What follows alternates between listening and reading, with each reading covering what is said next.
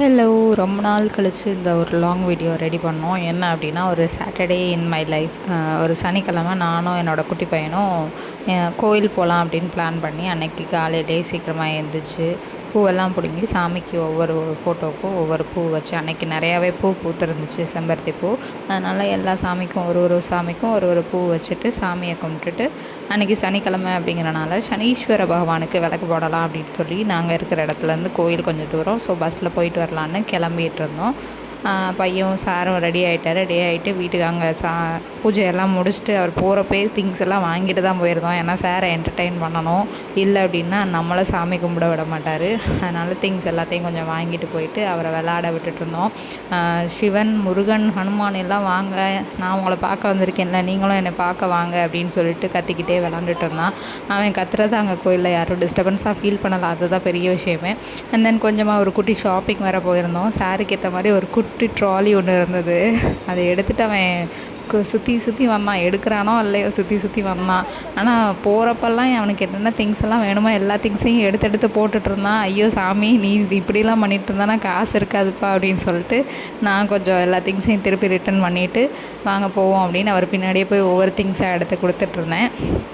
So things முடிச்சுட்டு next bus ஏறி வீட்டுக்கு வர்றதுக்கு முன்னாடியே சார் வந்து லஞ்சம் கேட்டுட்டார். அவருக்கும் கொஞ்சம் வாங்கி கொடுத்தா தான், ஃபியூவல் போட்டால் தான் சார் வந்து வண்டி அமைதியாக இருக்கும், இல்லை அப்படின்னா கொஞ்சம் கட்டான்னு நம்மளை கொஞ்சம் இதாகும். ஸோ அப்படியே பஸ் ஏறி வீட்டுக்கு வந்தாச்சு. வீட்டுக்கு வர்ற வழியிலே குட்டி பூனைலாம் இருந்துச்சு. அதை எல்லாத்தையும் காட்டி கொஞ்சம் விளாட்டு காட்டிக்கிட்டே வந்துட்டு இருந்தோம். ஸோ பூனையை பார்த்ததும் சார் நின்றுட்டார். 2 பூனை இருந்தது, 2 குட்டி பூனை இருந்தது. அழகாக அதை அங்கேயும் இங்கேயும் ஓடிக்கிட்டு தேடிட்டு இருந்துச்சு. ஆக்சுவலாக நாங்கள் போட்டதை கூட அதை சாப்பிடலை. பல்லியோ இல்லை ஏதோ ஒரு பூச்சியவோ பார்த்துக்கிட்டு அந்த பூனை விளாண்டுக்கிட்டே இருந்தது. அந்த பூனையை பார்த்துட்டு அங்கே போ, இங்கே போ, இப்படி இப்படின்ட்டு இவர் கைட் பண்ணிக்கிட்டு இருந்தார். இதோ ஒரே தாவிடுச்சு. எங்கே நம்மக்கிட்ட திரும்பி இருப்போம் சாருக்கு ஒரு கொஞ்சம் பயம் வேறு. ஸோ 2 பூனை இருந்தது இல்லையா, இன்னொரு பூனை கிட்ட எதுவும் போய் செட்டில் ஆயிடுச்சு. 2 பூனையும் விளாட்றதை பார்த்துட்டு கத்திக்கிட்டு இருந்தார். இங்கே வா, அங்கே போகாத, இங்கே போகாதன்ட்டு. அட்லாஸ்ட் வீட்டுக்கு வந்துட்டு ட்ரெஸ் சேஞ்ச் பண்ணிவிட்டு மாங்காய் வேணும்னு சொல்லியிருந்தார். வீட்டில் மாங்காய் தோப்பு இருக்குது.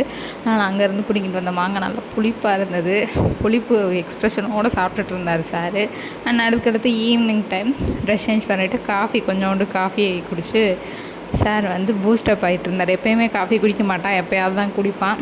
ஸோ காஃபியை நாங்கள் தான் கொடுக்கணும், சாரெல்லாம் குடிக்க மாட்டார். குடிச்சிட்டு மேலே போய் மொட்டை மாடியில் எல்லா குட்டீஸோடையும் சேர்ந்து விளாண்டுட்டு இருந்தோம்.